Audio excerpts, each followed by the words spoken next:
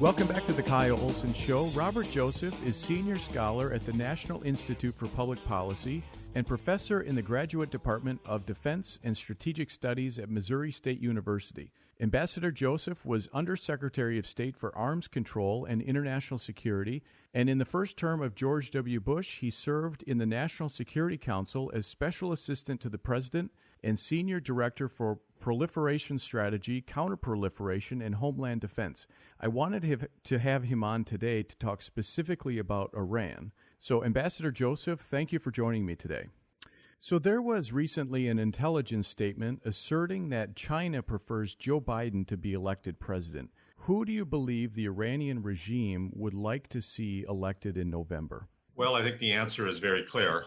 I think the Iranian regime would prefer to deal with a Biden administration rather than with a Trump administration. The experiences are starkly different.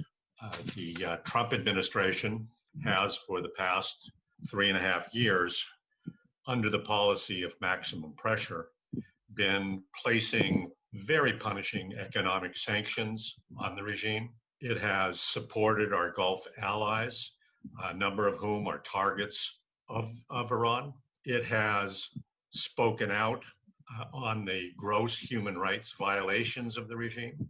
And it has been willing to stand up to Iranian provocations. I think that was most vividly demonstrated with the killing of Soleimani in January. By contrast,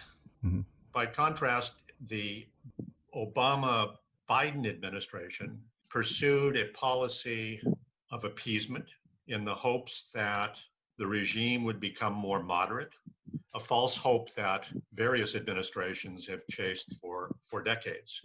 If you look at the JCPOA, which was the Obama-Biden crown jewel in terms of their diplomatic efforts, the Iranian regime got everything it wanted. It got the right to enrich. It got the right to continue development and research on advanced capabilities, centrifuge capabilities, the ability to produce fissile material for nuclear weapons. It has received well over $150 billion in payments that have been used by the regime to support aggression in Syria, in Iraq, in Yemen, and elsewhere in the region, and to subsidize its terrorist proxies like Hezbollah. The agreement also has sunset provisions, which are becoming very much aware to us now, as we see the actions at the UN. And these sunset provisions will allow Iran to be a threshold nuclear weapon state. And the Biden team today has made very clear its desire to resurrect the JCPOA, despite its many flaws. And it's my sense that they're willing to pay a very high price to do this, despite the fact that Iran is, according to the IAEA, in violation of the agreement. Just one violation is that it has accumulated 10 times the amount of low enriched uranium that it's permitted under the agreement, and that if further enriched would be more than enough for a nuclear weapon. Amnesty International recently published a report detailing some of the brutal treatment of some 7,000 protesters who participated in the uprising last year. What was your reaction to that report? Well, I think the report is a true indictment of the regime's brutal repression and its total disregard for human rights and the rule of law. I think it's important that we not see that report in isolation, because it is part of a much larger 40-year pattern of gross human rights violations. It's not just the documented torture of the protesters, as we see in this report, protesters who are doing nothing other than seeking a free and democratic Iran. The regime is at war with its own people. The people are the first and foremost victims of the religious dictatorship. And I think we're at a point where, and you saw this in November and you saw it again in January, the people of Iran have had enough of the brutality. They've had enough of the endemic corruption. They've had enough of the wasteful spending on foreign adventures. And as I said, support for terrorist proxies. The economy is now near bankruptcy, and the people know that the regime is at fault. It's the regime that has robbed the people of their prosperity and their livelihood. What we saw in the street demonstrations across Iran last November were calls to end the regime. And I think this is a fundamental point. It's no longer a case in which the people of Iran support the regime. They're now calling for an end to the regime. And over 1,500 protesters were murdered as they expressed their hope for a democratic Iran. As the Amnesty International report documents, many of those arrested have been tortured in the most barbaric ways.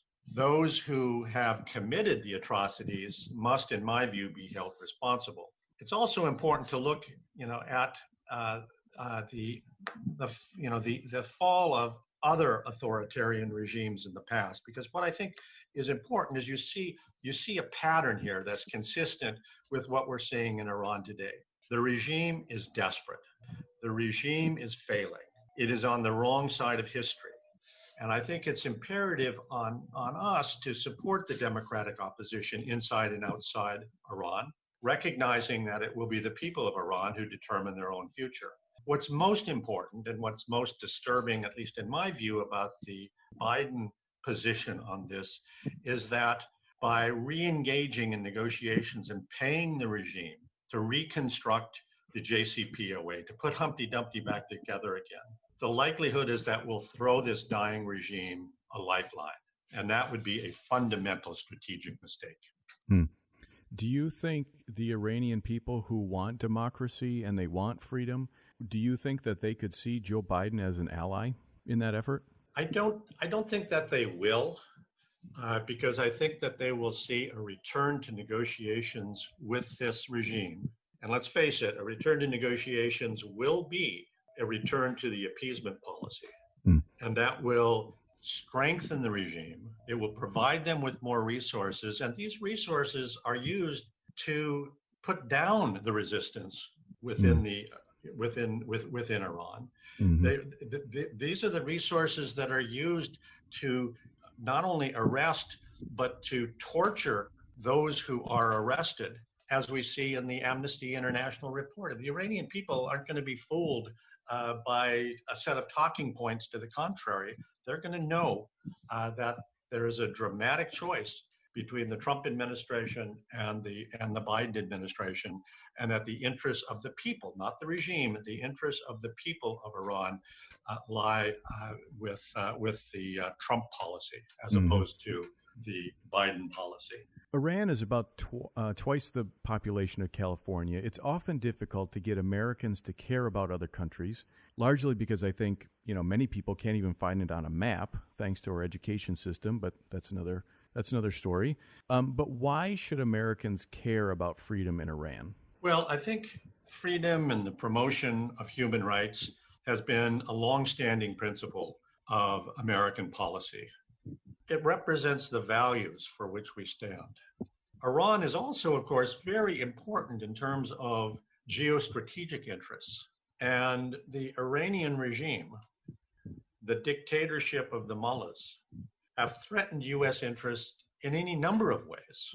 They have stated that they're willing to close the Straits of Hormuz, which of course would have a tremendous effect on the world energy picture. The regime has attacked our allies, including drone strikes on Saudi Arabia. The regime has conducted terrorist action after terrorist attack in Europe and elsewhere, even in the United States, where they were plotting to kill the Saudi ambassador. I attended a rally for Free Iran in July of 2018, and there was an attempt to bomb the rally, a peaceful rally with tens of thousands in attendance. The individual that was providing the bomb to the terrorists was an Iranian intelligence agent with diplomatic cover. He had a position at the embassy in Vienna. He's currently on trial for this terrorist activity. long list of terrorist actions that have killed hundreds of Americans. We have to care about what happens in Iran. Well, you're right, and that trial, I think, will be very telling, and it will be interesting to see if he's ultimately held accountable, and if the regime is ultimately held accountable. But unfortunately, we're out of time. Ambassador Robert Joseph, thanks for joining me today. Kyle, thank you. This is the Kyle Olson Show. For more of my work, go to Breitbart.com or find me on Twitter, Kyle Olson 4. Use the same handle on Parler, Kyle Olson 4, KYLEOLSON, and the number 4. Have a great rest of your weekend.